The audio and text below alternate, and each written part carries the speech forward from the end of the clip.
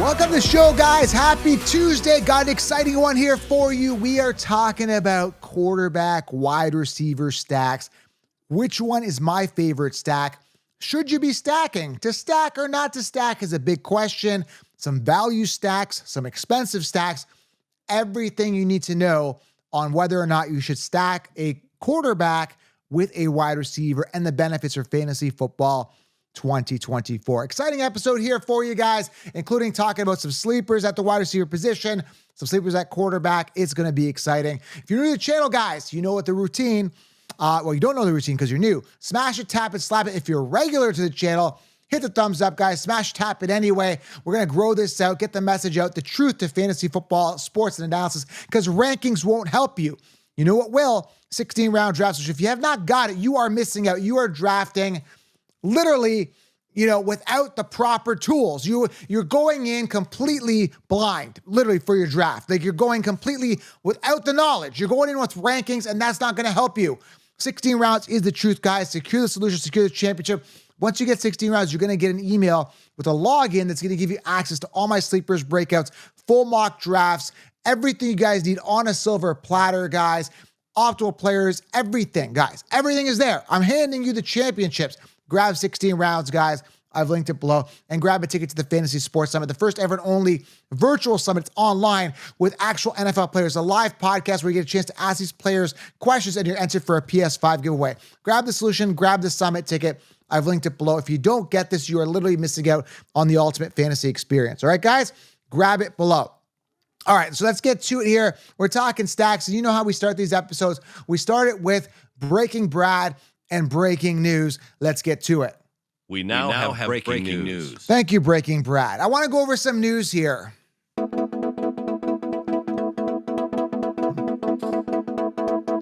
All right, let's talk about this, okay? There isn't much in regards to like breaking, like something like over the top catastrophic, but there is a lot of buzz coming out of training camp. I want to highlight a couple things, okay? And the thing is here, couple notes here. I kind of I kind of believe it, but I kind of don't. Like, for example, New York Giants running back Devin Singletary will be, quote, be big, according to Daniel Jones. Singletary knows exactly where he needs to be, what his job is. He's a really good route runner, a good downhill running back, according to Daniel Jones. Okay, when I'm drafting a running back, I want the alpha. I want the guy, and mind you, he's set to be the starter. I'm just not sold on Devin Singletary being that good. I think he was a product of the offense. Last year, he sucked on the Bills for years. And, I think he's okay. I just don't personally trust him as my running back in fantasy for this year. I think he's going to be safe. I'm just not crazy on him. But again, good praise here from his teammate. But again, teammates just say that about players. It seems to be a very common thing, okay? Ricky Parcells, hamstring, could not practice on January 29th, which was yesterday. According to sources, he had a hamstring issue that could linger, could be a problem. Ricky Parcells, if Fayu goes away, there might be some upside, but he's still going to be a wide receiver for kind of target on that offense. You want to be aiming high on those depth charts when we're talking fantasy football draft strategy, and you want to go for those guys that are going to be the alphas, which we'll talk about here when we're talking stacks. Chase Brown continues to take the majority of reps with first-team offense. That's interesting. Chase Brown didn't really do anything last year. Doesn't have a lot of competition this year. I'm not really sold on Zach Moss being the guy. Chase Brown has an opportunity there, okay? Deebo Samuel said he'll be returning kicks. Okay, nothing that interesting there. Caleb Williams says he hopes to receive some playing time during the Hall of Fame game Thursday, August 1st. Head coach Matt has said that has not said if Williams will play in the game. So again, preseason starting very, very soon. We're going to start seeing possibly some of these starters, maybe some rookies come out, but I don't really get excited about preseason. It's actually very bland.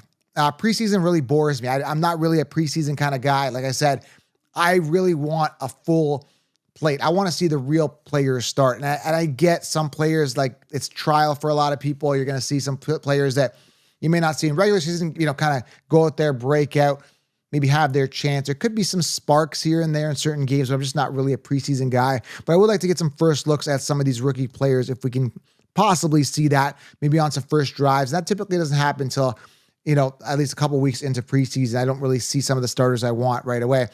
Some teams just do it. They come on out and they're like, hey, man, just go on a first drive or two, but they just can't afford the injury risk of their players, okay? Other things in training camp, I'm hearing again, Keon Coleman looking outstanding. He's the wide receiver 1, as I told you he'd be. So I want to talk about this Keon Coleman thing before we get to the stacks, because it's part of the stack conversation when I talk Josh Allen and him.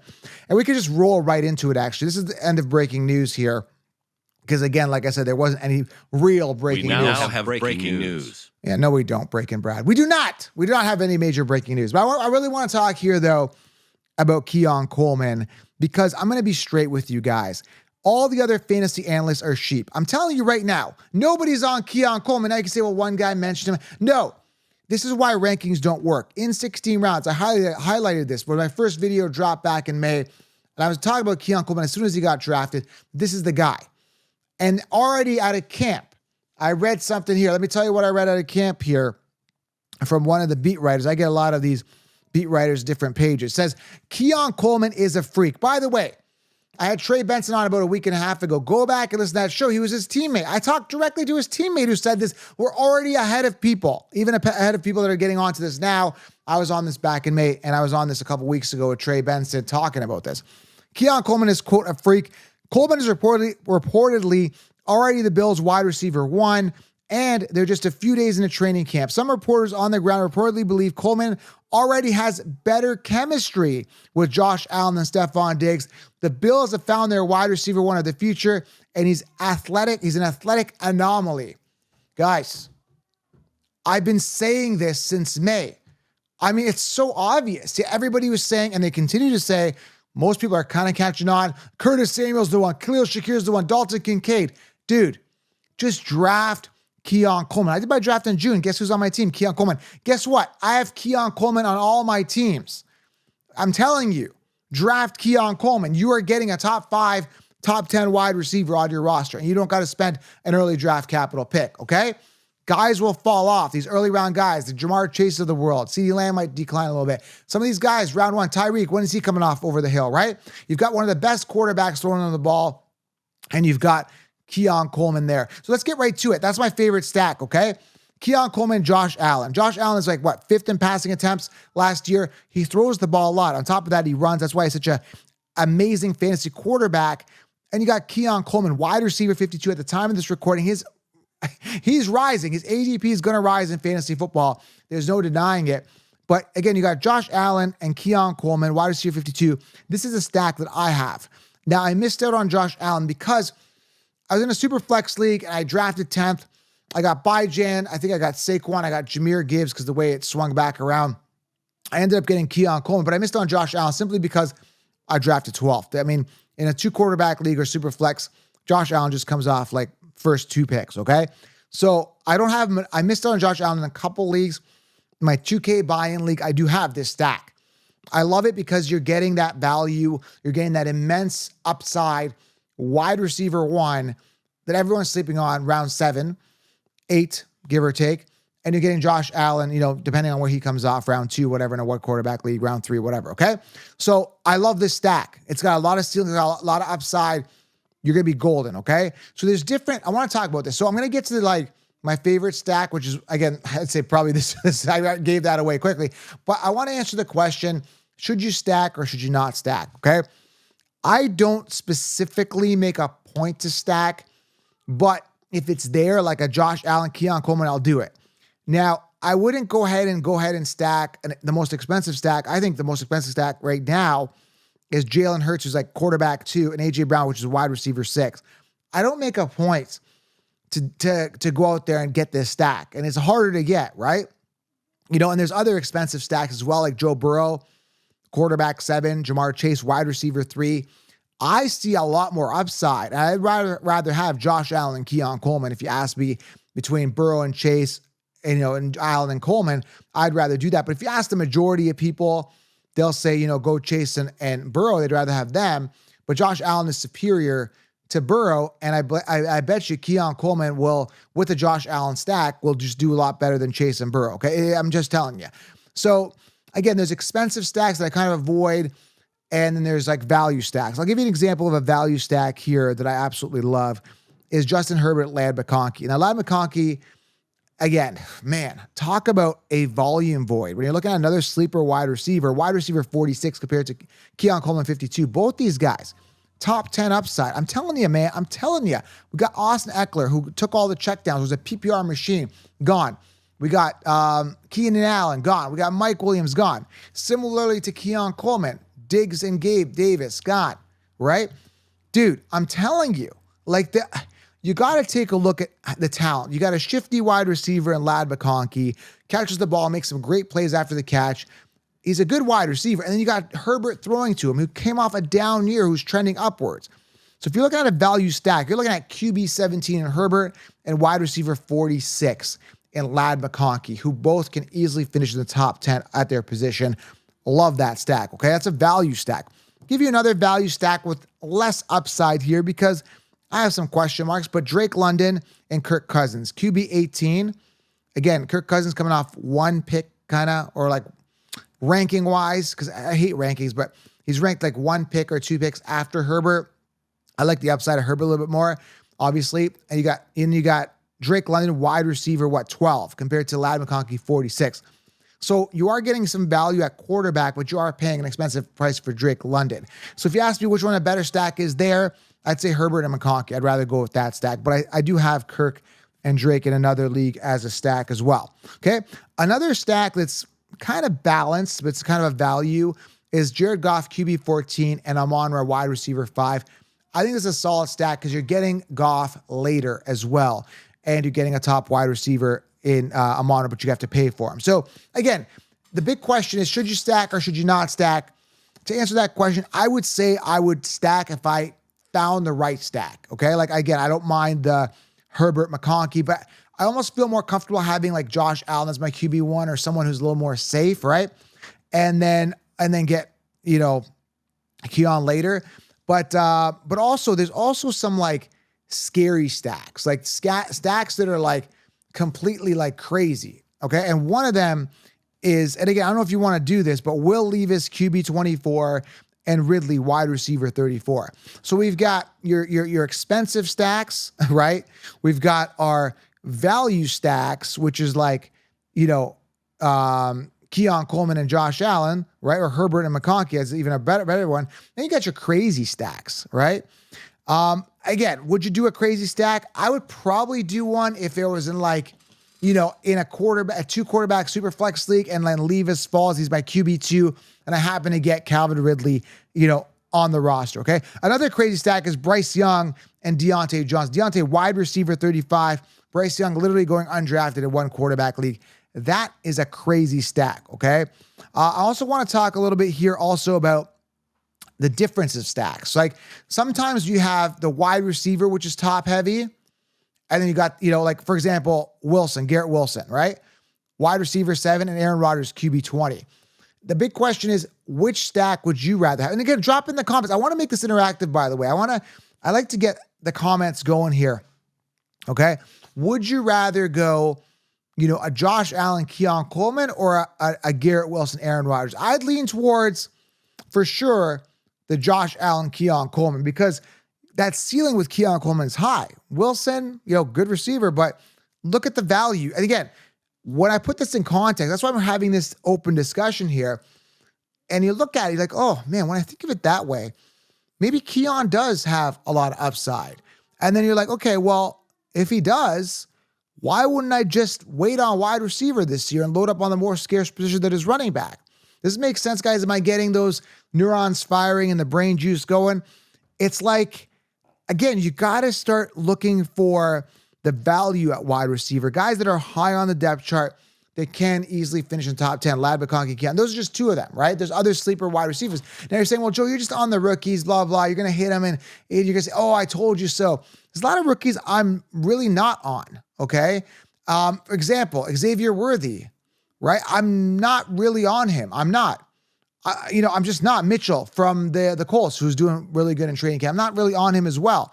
Just because, a couple of reasons. It's like, you got to take a look at the talent, of course, who's throwing the ball, and target dilution. Like, you don't really want to dilute the targets. Like, that's a big thing. So, for example, do I want to stack CJ Stroud with Nico Collins? No, I don't, because we don't know who the wide receiver one is. This is very, very important, guys. Take this. If you got nothing from this episode, take this with you, okay?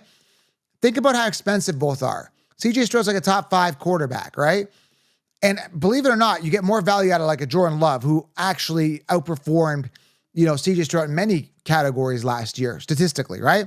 But CJ Stroud, very expensive. And then you got Nico Collins coming off round 2. Very expensive. Do I want that stack? No. Now, there is a chance that Diggs gets hurt and Dell gets hurt and Nico, does as good as he did last year, even better, right? There's a chance. Very unlikely, because there's so much target dilution there where you're not sure who the wide receiver one is. You got to get somewhat clear on the wide receiver one. And if you have question marks when we say, well, Joe, Keon Coleman's not the one, and you're questioning that, I have conviction. This is my conviction. You're like, Joe, Keon Coleman's not the one. But I'm not spending a second round pick or a third round pick or a fourth round pick at the time of this recording. Now, mind you, like I said, his ADP is going to rise. That's why and me and Jim had this debate. Like, Joe, why do you like to draft early? Because I see this stuff. That's why I like to draft. If it was up to me, I would draft the day after the NFL draft. Well, give me a couple of days just to kind of process the depth chart, let things fizzle out, let free agency kind of fizzle out as well. But that's why I love drafting June. That's why I win. Because, if you draft September, or like just a day before the draft, the year starts, it's like, okay, everybody's kind of starting to get, an tinkling, or whatever you want to call it. Tinkle. Now we're starting to pee here. Again, everyone's getting an inkling. Man, like I got a hunch that like that guy's going to emerge. Whereas like we see it already, like well before everybody else starts catching on. And even still, I still think even when they catch on, these guys are well below the ADP. Like last year, I was telling you Sam Laporta, tight end 21. Even before, he started getting training camp, he was doing good, blah, blah. But the sheep didn't really want to like take a risk on him as much and say he's a top 5 tight end, which I said he was. I said he'd be a top tight end, period. So again, let's go back to stacks here. A CJ Stroud, Nico, I'm a pass on. And Aaron Rodgers and a Wilson. See, I probably wouldn't stack that. If I wanted Wilson, I'd go Wilson, but I get a better quarterback. Does that make sense? Because I just think that I can get better quarterbacks out of a Josh Allen or Hurts or even a Jared Goff for that matter, right? So I wouldn't necessarily stack that. Now, again, in a 2-quarterback super flex, you went Wilson, you got another quarterback, and Rodgers is sitting there, and you want that stack, as part of the whole combination of your team. Sure. But I wouldn't go ahead and stack Aaron Rodgers and Wilson, although there is some upside, that being said, with Aaron Rodgers this year. I think he still could do well. I wouldn't do an expensive stack like a Burrow and Chase or a Hurts and A.J. Brown. I'd be out on that. Goff, I'm not drafting him on around 1. I'm going running back. So I might get Goff later as my QB2 possibly, but I wouldn't own Amon-Ra. So I'm probably out on that.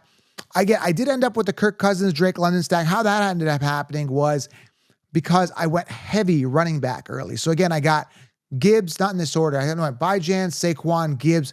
I ended up getting Drake London because it was the 4th round. I'm like, wide receiver 1 here. I still got Keon Coleman, by the way, in that league. And I was like, okay. And then Kirk Cousins was literally like the best quarterback available when it came to me after making those picks. So I think I got him like round 5 or 6. But if I didn't get Kirk Cousins there, I would have been like SOL. I would have had some other guy as my quarterback that's quite more questionable, like a Derek Carr or something like that. So I was like Cousins, Drake. So I ended up with that stack in there as part of the combination. I'm not like overly over the moon excited about it, but hey, things could happen. We saw what Cousins did with Jefferson. There could be something there. So again, I'm not going out of my way to get the stack, but it just kind of fell to me. The Herbert and McConkey stack, I love this. I mean, if you really want to wait on quarterback and get yourself Herbert later and then McConkey, and then you just run Herbert as your QB1, I think it's viable. I really think it's viable.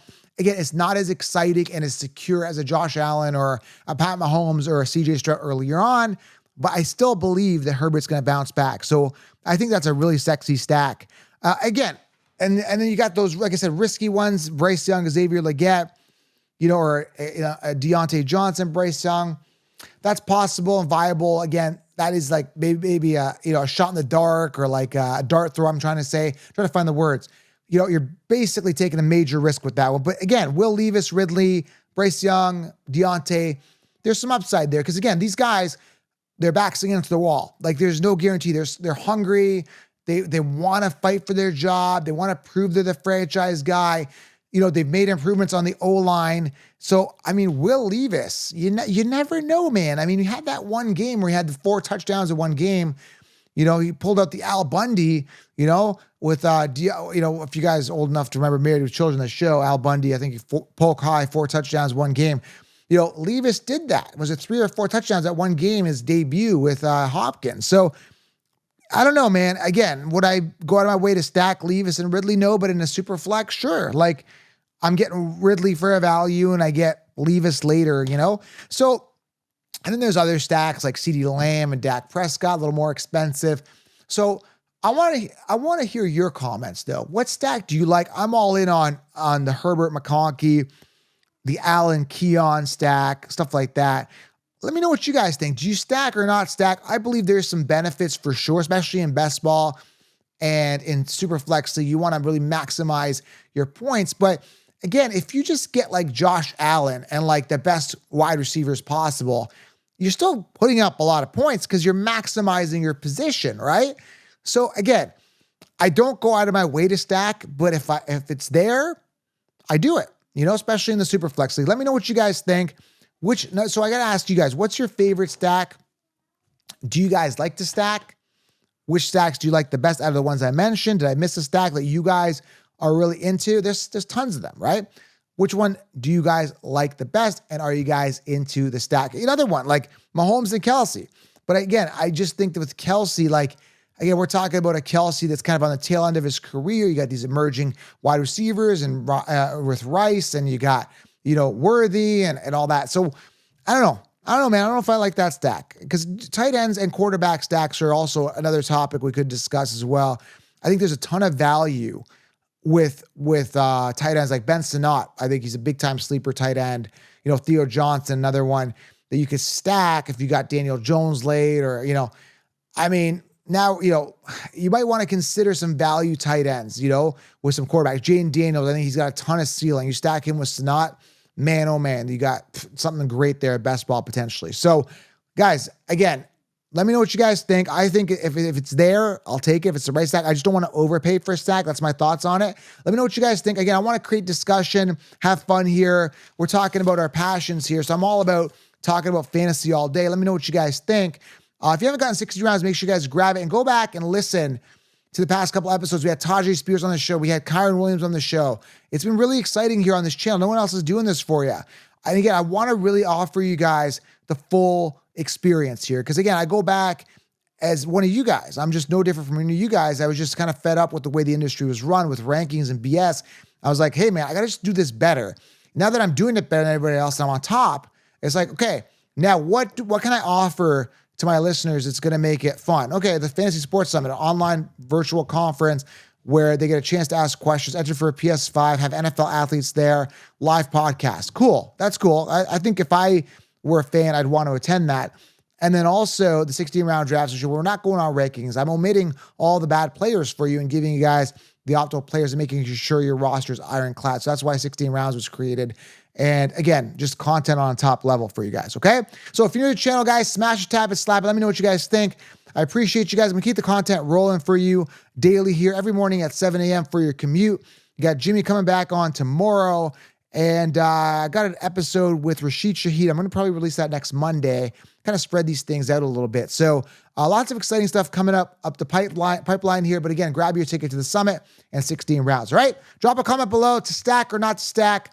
Appreciate you guys. Thank you very much for listening. And means a lot to me, guys, okay? Turn on that bell. Great stuff coming your way. Talk soon.